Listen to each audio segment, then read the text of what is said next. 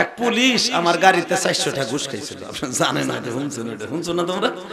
400 টাকা ঘুষ খাইছিল গোলিস্তান, বুঝছো? গুলিস্তান এই গাড়ি না, আগের গাড়ি। তো আমি কইছি ভাই আমি এই কালো গ্লাসটা লাগাইছি দিয়ে যে হাবিব স্যারের কাছে বইলা, উনি আমার আত্মীয়, ওনার সাথে ভালো সম্পর্ক। তো আলহামদুলিল্লাহ হে মগাই কয় কি কয় ডিএজি এজেন্সি না পুরো ঢাকা শহর চালায় ডিএজি হাবিব আর ছেলেটা, মানে পুরা মনে করছেন ফাফল হইছে, মনে করছে তাই। আছে না অনেকে ভাওতাবাজি মারে না, চিনো? আমি ফারুক খানের মামতো ভাই। হালাকে মামতো ভাই কেমন জানো? নাতির ঘরের পুতির ঘরের জুতি খুতির ঘরের বিআইন সাহেবের পোলা। কথা কর না কেন? হে জোরে কর। তো মনে করছে আমি এর মাইফতা, ও আমার সেরে নাই। তাহলে আমি দেহি ওর এখানে বেশ লাগানো সুরঞ্জিত সেন ওর নাম, মানে সারা লাকাডা কাডা না আর কি।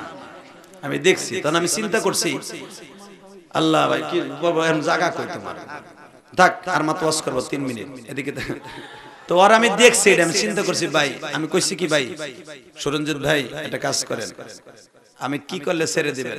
আমি যাই উঠাই ফেলবো কালো গ্লাসে কালো পেপারটা। আপনি যখন ডিএজি মিএজি চিনেন না, ঠিক আছে বুঝবেন না, কিন্তু জুমার মসজিদে গেলে, কারণ আমার মসজিদে ভাই যেন 8 থেকে 10টা মিডিয়া ঢুকে। আপনারা জানেন আমার জুমার বয়ান বাংলাদেশে শুধু একটা মসজিদেই 8 থেকে 10টা মিডিয়া ঢুকে বয়ান রেকর্ড করার জন্য, সেটা আমার মসজিদ। আর আমার মসজিদে ওই যে এটা মুস্তাফিজ ভাই গেছে 20 থেকে 25টা গোয়েন্দা বিভাগের লোক ঢুকে। আমার মসজিদে 20 থেকে 25,000 মুসল্লি নামাজ পড়ে, কারণ এমপি ইলিয়াসউদ্দিন মোল্লা সাহেবের মসজিদ এক। দ্বিতীয় নম্বরে আমার অনেক প্রচুর ভক্ত, আপনারা যেরকম এলাকার মানুষ ভক্ত, তা অনেকে আমার ভক্ত নাই।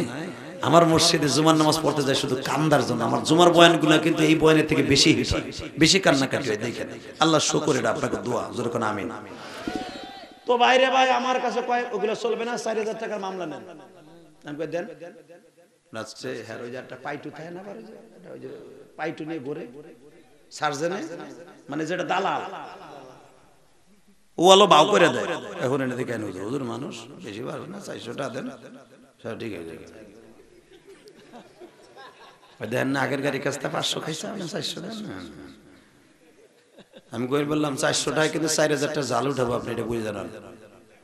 জানতো মিয়া এই মামলা দেন, স্যার মামলা দেন।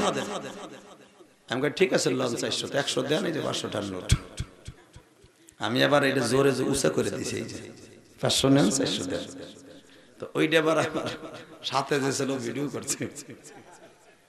আমি এটা করা মাল না, বুঝেন না, গোপাল কুন্দর বলা তো পরে দি মুজে জাল উঠাবো না আমি। কথা কন না কেন? প্রমাণ চাইবো না, সরকার প্রমাণ চাইবো না আমার কাছ থেকে।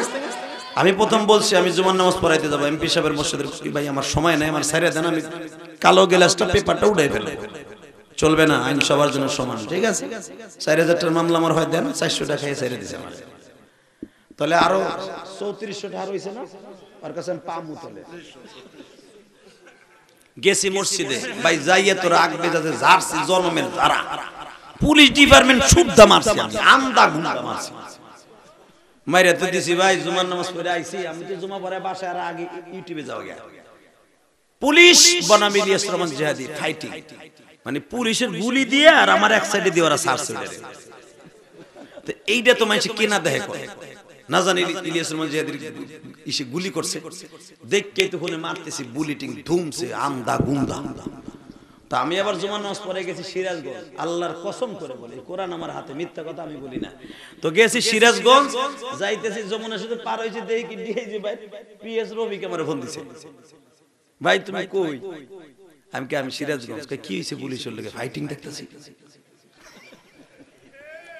আমি কে ভাই রবি ঘটনা তো এটা, ওর নাম কি? তুমি যে বললা যে ডিআইজি ফেজি সিরি না, এটা কি সত্য কইছে? রেকর্ড আছে আমার কাছে। কও কি তুমি সারের ছেলে না? না কয়টার সময় তাই কও। আমি কই ওর নাম শুধু সুরঞ্জিত জানি, সময় হলো 11:15। কই যাও ওয়াজে যাও। ওয়াজে গিয়েছি ভাই, রাইতে 1টা ফোন আইতেছে, ধুম সে খালি ফোন আয়, খালি ফোন আয়। ভাই পুলিশ ডিপার্টমেন্ট দুইয়া দিলেন আপনি, আমরা কি অপরাধ করছি? করছে না, একজনে করছে। একবারে কয়া দিয়েছেন পুলিশের পোলাপান লুলা হইবে, কানা হবে, খোরা হবে, আর বোর কিডনি বাদ হবে। যারা আলেম ওলামারে কষ্ট দেয় এইভাবে, এ কি কইলেন ভাই? এমনি বোর টেনশনে বাসি না, আমার বোর এমনি বাতের ব্যথা, আমার বোর কিডনি দুটা গেছে। আর আপনি যেভাবে ধুইছেন সবগুলো তো শেষ হয়ে যাবে। আরো জুমার মসজিদে ভাই আপনার পাও দুইটা দড়ি। এসপি নূর মোহাম্মদ আমার ফোন দিছে, আল্লাহকে সাক্ষী রেখে বলি, তো নূর মোহাম্মদ সব ছিলেন। ফোন দিয়ে উনি কিশোরগঞ্জের পোলা কয়, ভাই আমার বউ এমনি অসুস্থ, আপনি বড়দোয়াটা উড়ান ইউটিউবে, নাহলে সারা দুনিয়ায় যাইব গাইডা। আমি কে ভাই আমি কেমনে উড়াম?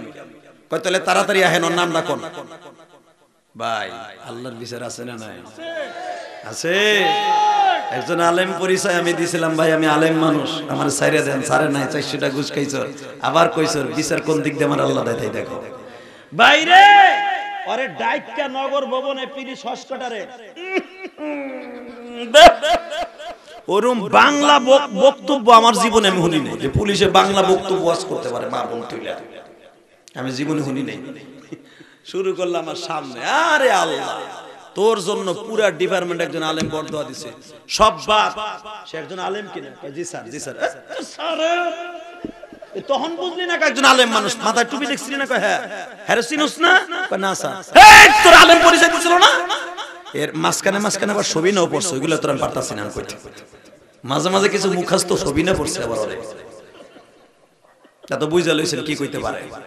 অতএব আমি আপনাকে বলতে চাই, দুনিয়ায় যারাই আইনের বাইরে কাজ করবে তারাই জমিনে শেষ হবে। কথা বল না কেন?